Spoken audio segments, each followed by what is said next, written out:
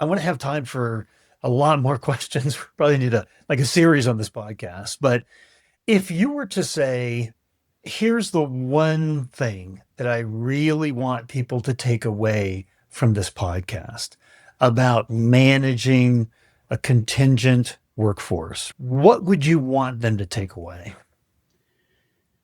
Yeah, so I think, and we talked about this a little bit, just talking about ideas for this. I think it comes back to the communication. So it's for one, it's making sure you're trying to speak a common language, that you're building a program with definitions that resonate to your population. Because if procurement and TA have gotten together and you're talking that same language, but your organization doesn't talk the same language, they don't know when they read your sell sheet what the program's about. They don't really know what they're reading. So I think there's that piece.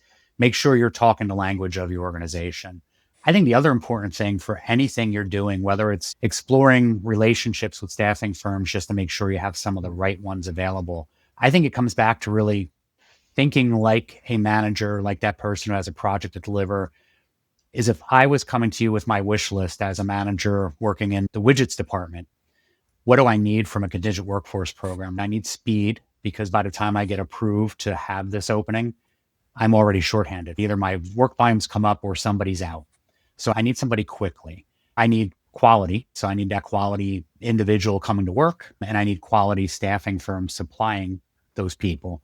And then, I think the other piece you need to be able to bring them is that visibility. So how do you give them reporting that shows them the workers they have, the price they're paying, the markups that are involved? Because I think speed, quality, and visibility is what the business would ask for from a contingent program. There's lots of other bells and whistles. And whether you're talking with a consultant or you're doing RFPs with MSP firms or whatever it may be, lots of other things you can weave in. They'll talk to you about AI. AI is the hottest term out there Right. now. They'll Right. talk to you about things like building private talent pools or direct sourcing, curation.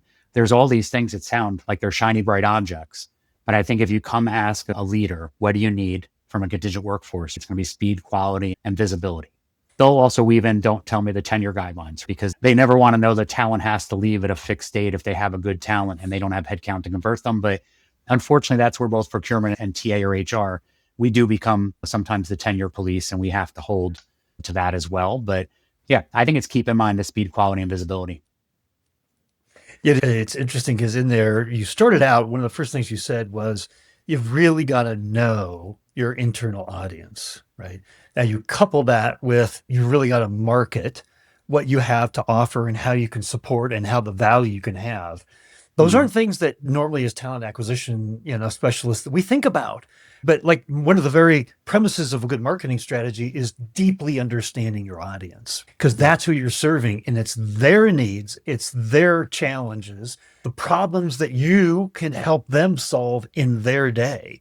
If we're not Right. thinking about that, we're just going to be an internal vendor, right, to Right. the other departments. And we don't want that. We want to be an internal partner. That was my takeaway from what you had said there. Is that a good takeaway or? Yeah. Yeah. I think unless you want to be the tenure police and the other policy police, yeah, I try to think with a consultative hat is how do we bring that value? How do we help the business solve their needs? And I think that's where when Danaher created my role and added in the partner with, consult with, work alongside of procurement on the CW program, was that is to make sure we had that talent acquisition lens. I've owned CW programs before too, but there's no intent for HR or TA to take over the program here. It's going to belong to procurement. That's how most of our operating companies have it seated. But what is that extra value we can bring to the business by partnering? That's that big piece. And I think if for procurement people who are in these roles, you're going to have HR people trying to keep you at arm's length because they look at these as non-employees and they worry about co-employment risk. I think it's just getting the ducks in a row and be able to go and tell them, this is how my program avoids co-employment risks. But then again, the same selling and branding is, but here's how I think by us partnering, we can serve your clients in the business better.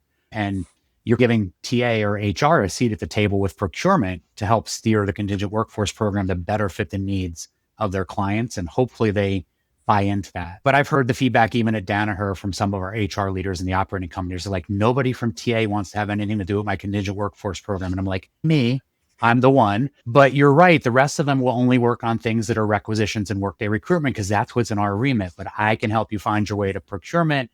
I can help troubleshoot your problems and help translate that into letting our MSP better serve your needs. We pulled our MSP in with one of their solutions architects to meet with one of our operating companies just a couple of weeks ago. because I heard that feedback from a VP of HR while we were at a meeting together.